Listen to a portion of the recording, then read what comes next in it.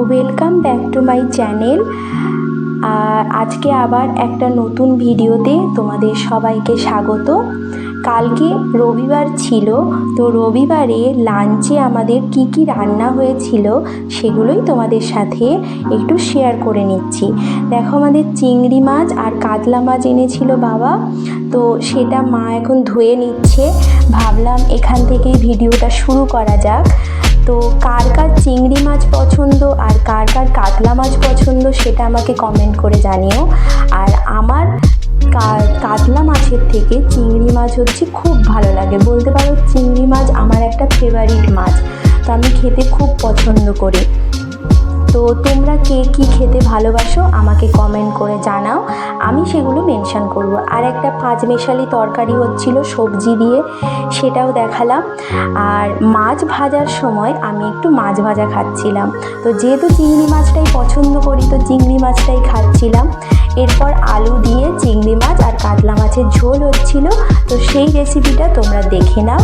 মাছের ঝোলের রেসিপি আর কি শেয়ার করব তোমরা দেখতে থাকো। আর চলো আমরা একটু গল্প করি।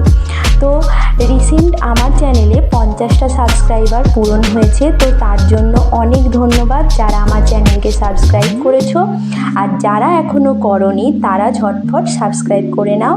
আশা করি তোমাদের ভালো লাগবে, আর আমি আশা করছি আরও ভালো ভালো ভিডিও দেব। আমার ভিডিওর কোয়ালিটি বাড়ানোর চেষ্টা করব। তো তোমরা এভাবেই আমাকে সাপোর্ট করে যাও, তাহলে আমি মোটিভেট হব।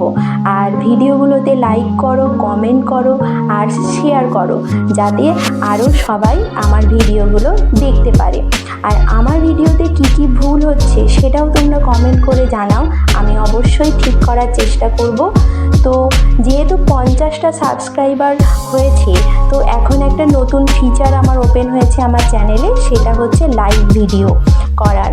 তো আমি চেষ্টা করছি রিসেন্টলি একটা লাইভ ভিডিও করার, আমি কমিউনিটিতে দিয়ে দেব, কবে করতে পারবো।